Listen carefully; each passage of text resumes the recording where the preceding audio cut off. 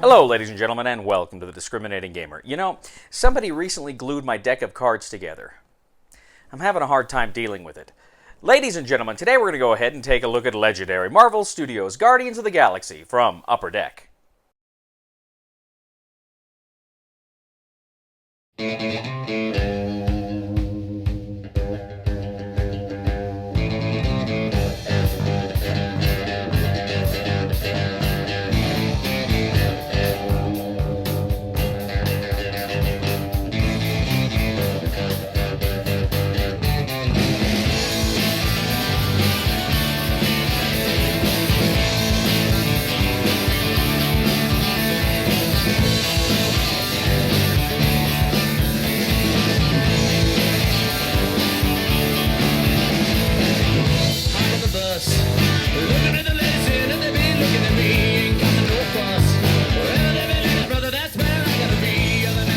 Hello everybody, we'll get back to the review in just a second. I just want to take a moment to ask you to go ahead and check out and subscribe to my other channel, that is Cody Carlson PhD, where we talk about military history and books on history and fun things like that. Please check that out, please subscribe, and now, back to the review. In legendary Marvel Studios' Guardians of the Galaxy from Upper Deck, players take on the roles of those various heroes from Guardians of the Galaxy as they attempt to thwart the plots of their villains that they met in the MCU movies. Now, you have 6 heroes in 5 decks of cards. Of course, you have Star-Lord, Drax, Gamora, and Mantis. And then, of course, you have Rocket and Groot in their own deck of cards. But let's take a look at some of the new keywords and rules that this expansion brings to your game. First of all, we see divided cards. This was first used, I think, in Civil War, but it's, again, the cards where they're split, and you can use one side or the other whenever you play the card. Now, just like the original Guardians of the Galaxy game, this one has artifacts. This has triggered artifacts. These are cards that you actually put out in front of you, and depending on what triggers there are, depending on, if you play certain cards or get rid of certain cards or do other certain things during your turn, they can activate and give you other special bonuses during your turn. Now, you also have villainous weapons. Now, villainous weapons is a new kind of card in the villain deck. Essentially, it comes out, but it doesn't just sit there on its own. Rather, it attaches to the rightmost villain in the city, and it essentially enhances their strength ability. So it takes more power, more strength, more attack value in order to take out that card.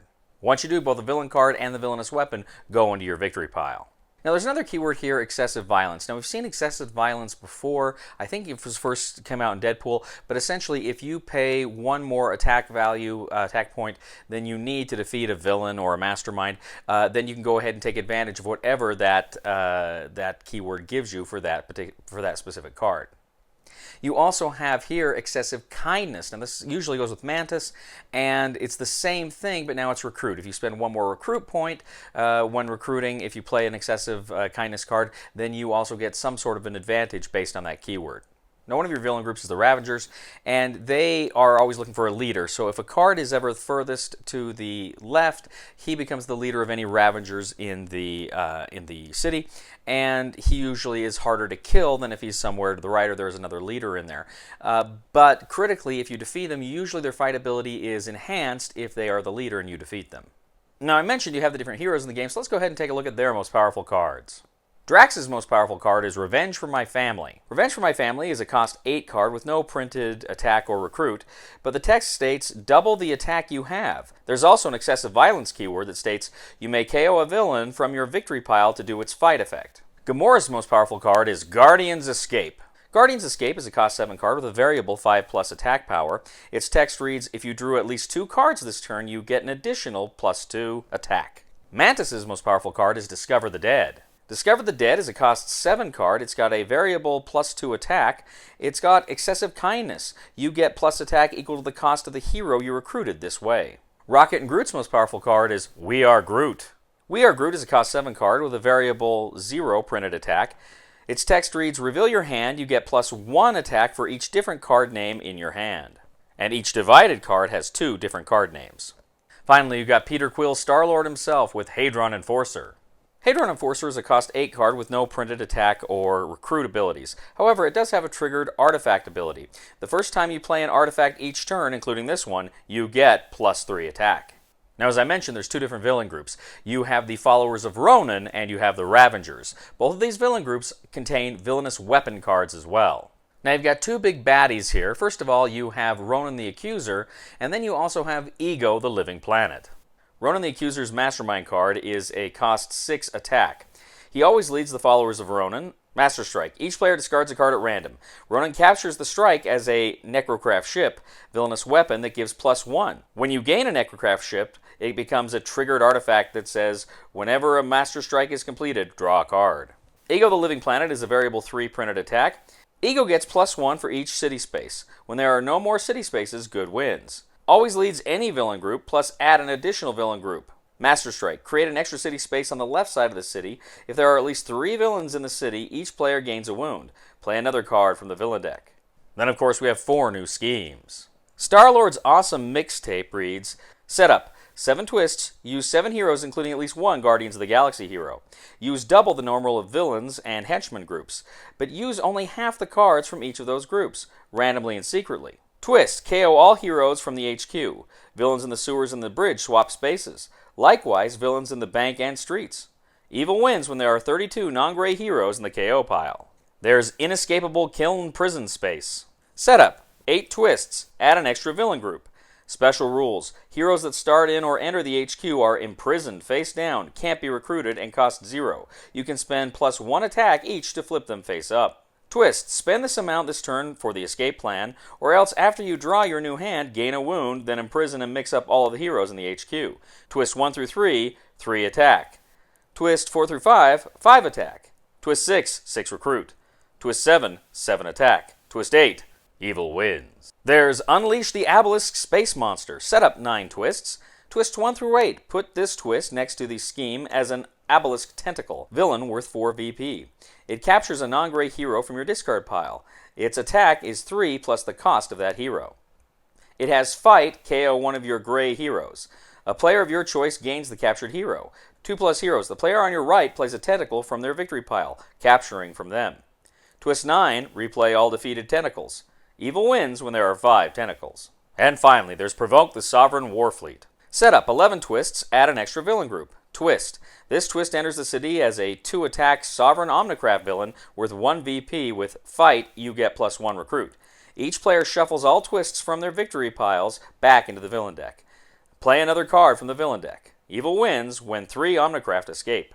So that is basically what you get with the Marvel Studios Guardians of the Galaxy expansion to your Legendary game. It's a pretty fun expansion. Right off the bat, I really like this one. I think there's fun stuff, particularly some of the villainous weapons. Of course, makes the game, makes your villains harder, makes your masterminds harder. It's funny because both of the masterminds, both Ego and Ronan, start out relatively not terribly powerful, but as the game progresses, they become more and more powerful. For instance, Ronan, his mastermind tactics essentially become villainous weapons that make him stronger as the game progresses. So there's always, you go into it thinking, oh, it's going to be a cakewalk, but there's always going to be these little monkey wrenches that get thrown in you, partially from that. Ego's cool with the kind of destroying building spaces is fun as well. So there's a lot of good stuff there. The cards are good. Excessive Violence we've seen before. Excessive Kindness, I believe, is the first time we've seen this in this set. But they're both really fun because it's just another little rule that gives you advantages throughout the game. And I really, really like the triggered artifacts. And I really like the artifacts from the original Guardians of the Galaxy game that came out several years ago. I thought that was a lot of fun. And I think this is a lot of fun too, the way it works here. It's just a fun thing to use and to play. And also too, I'm a big fan of the double cards. I really like the sets that have the double cards because it just gives you more options when they're in your hand, and I like that a lot. I was a little disappointed because one of the things I really liked about the original Guardians of the Galaxy game was it had the shards, and of course you were fighting Thanos and you used the shards. And I mean, I realize maybe thematically it might have been problematic here because they're just going off the movies, but I liked shards, and I just assumed they would have something to do with shards in the set, and they didn't. Oh well. Now I will say, I know there's some people, like a few years ago when the Spider-Man set came out, the one Spider-Man set came out based on the Tom Holland movies, people were upset because of the screenshots, and they said, oh, I can't play the screenshots next to the artwork. It's like, I didn't get that, and I still don't. I think these are photographs, these are still shots from the movies, and they look great, they work great. I really have a lot of fun with this set, and I have a lot of fun integrating it into the wider Marvel Upper Deck Legendary universe I've got going. So really like this one. This is another great expansion for Legendary. Recommendation for the discriminating gamer for Legendary Marvel Studios Guardians of the Galaxy is buy it. Thank you once again for joining us today on The Discriminating Gamer. As always, we ask you to please leave a comment for us on YouTube, on Board Game Geek, on our Facebook page, or on thediscriminatinggamer.com. We'd ask you to please like us on Facebook, subscribe to us on YouTube, and follow us on Twitter. And I also ask you to please check out my other channel, that is Cody Carlson, PhD, where we talk about military history and books on history and other fun things like that. Please check it out. Please subscribe. And we'd also ask you, ladies and gentlemen, to please give a thumb to this video on Board Game Geek. That helps us out a lot as well. You know, ladies and gentlemen, after all the controversy, I'm really glad that James Gunn is going to be back for Guardians of the Galaxy 3. I think that's great. And it just goes to prove that you actually can unfire a gun. Please somebody help me on my feet again.